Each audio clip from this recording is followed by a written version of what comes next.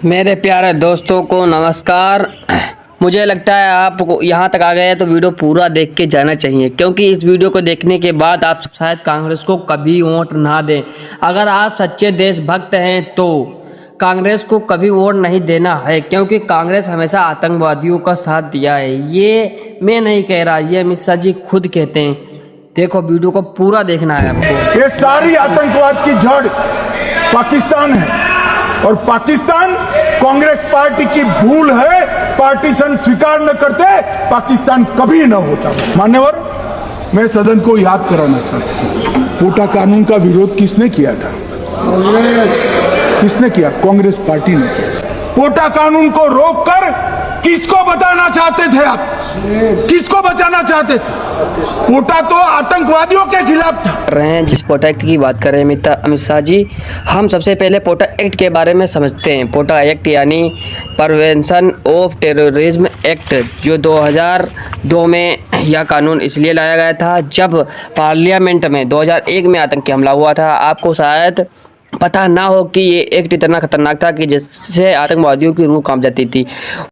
वो कैसे, चलो बताते हैं। पोटा एक्ट में बहुत अच्छे रूल्स बनाए गए थे। रूल्स के हिसाब से ये पुलिस को खुला छोड़ दी गई थी कि जिस पे कोई भी सख्त गलत आदमी पे अगर शक हो रहा है तो उसको तुरंत ही पकड़ लें।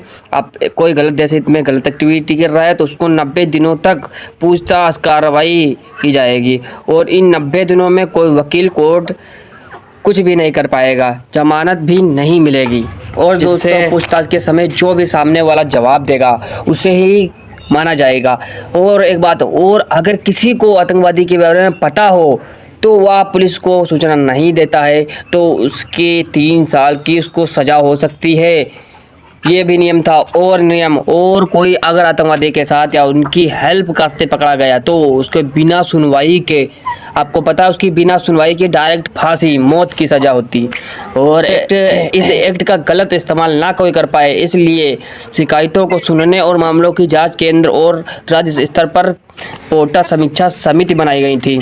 और दोस्तों, ये सुनकर आप हैरान रह जाओगे कि इस एक्ट के लागू होने के बाद 2 साल तक कोई भी आतंकी अटैक नहीं हुआ इंडिया में। लेकिन 2004 में जब बीजेपी सत्ता से हटी और कांग्रेस के आते ही कांग्रेस ने पोटा एक्ट हटा दिया, जिसके बाद आतंकवादी हमले शुरू हो गए।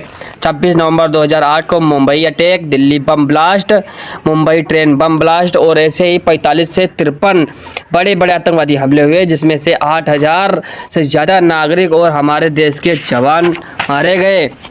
और कांग्रेस के नेता नरेंद्र मोदी जी की